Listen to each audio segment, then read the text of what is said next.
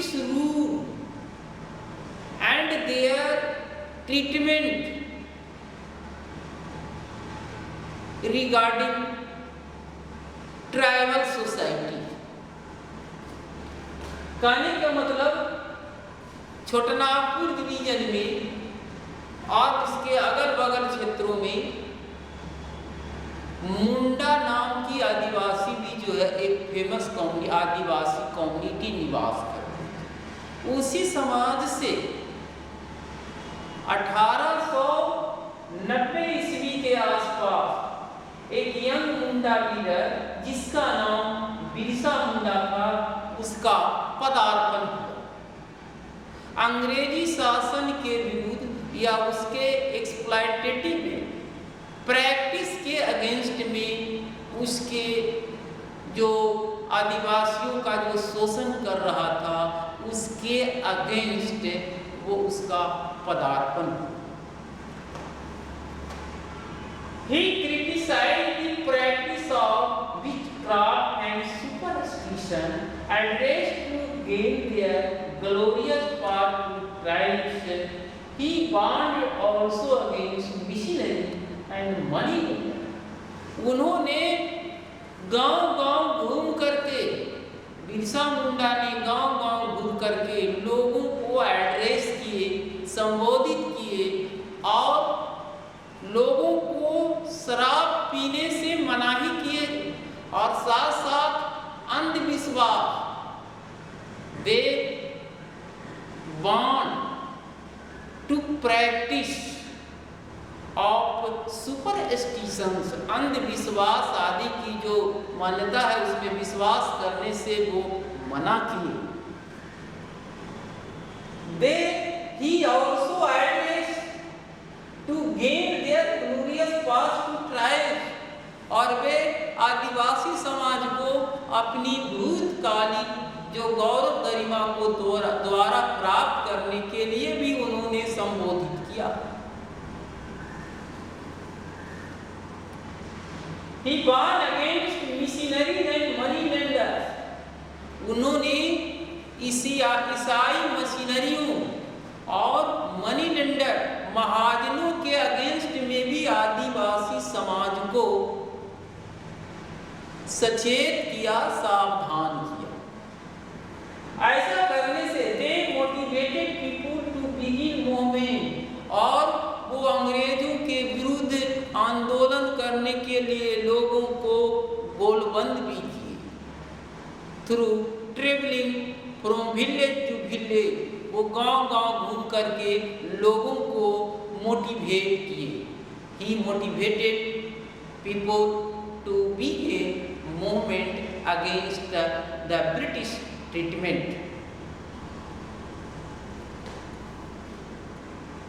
As a result, he was arrested 1895 on the allegation to create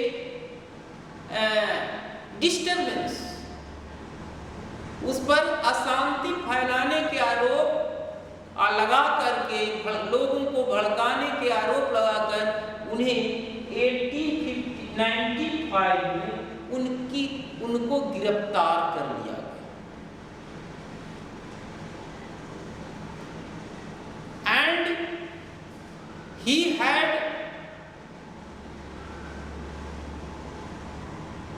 And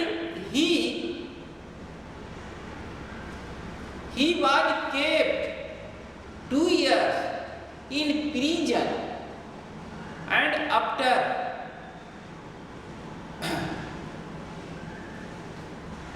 ending of 2 years he was released from prison in 1897. After releasing from prison, he again addressed the people to continue movement, and movement progressed at the top point और उनके नेतृत्व में आंदोलन काफी आगे निकला against the British treatment. But in 1900 he died of cholera, but after death also the movement which was led by the Munda, Birsa Munda, the movement was continuing, वो जारी रहा।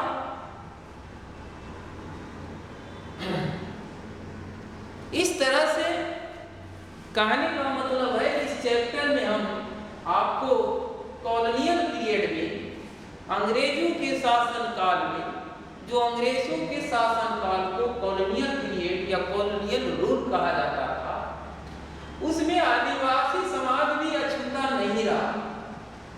कॉलोनियल रूल में अंग्रेजों ने आदिवासियों का भी शोषण किया। वो आदिवासियों का जो वन पर अधिकार होता था, उसकी अपनी जमीन होती थी, उससे अंग्रेजों ने उसे बेदखल किया और बेदखल कर कर उस पर हाई रेट ऑफ टैक्सेस लगा दिया। उनके पैसा छीन लिए गए, वो काफी संख्या में बेरोजगार हो गए। They were forced to give up their occupation and they were forced to migrate other places from native land, जिसके कारण अपनी जन्मभूमि से, मदरलैंड से उन्हें दूसरे जगह जाना पड़ा। So due to these reasons Adivasis were annoyed against the British rule, and at last they decided to go against the British and decided to rise rebellion. So different Adivasis community started different rebellion in different period and different region। और इसी तरह से आदिवासी समाज विभिन्न समयों में, विभिन्न क्षेत्रों में अपना अपना वो आंदोलन, विद्रोह और बगावत किए, जिसमें आसाम में भी संग्राम संगमा नाम का आंदोलन हुआ इन 1906 में। फॉरेस्ट सत्याग्रह सेंट्रल इंडिया में भी फॉरेस्ट सत्याग्रह हुआ, लेकिन उससे कहीं ज़्यादा प्लांट वे में जो रिवोल्ट हुआ, रिवेलियन हुआ, वह था कोल रिवेलियन।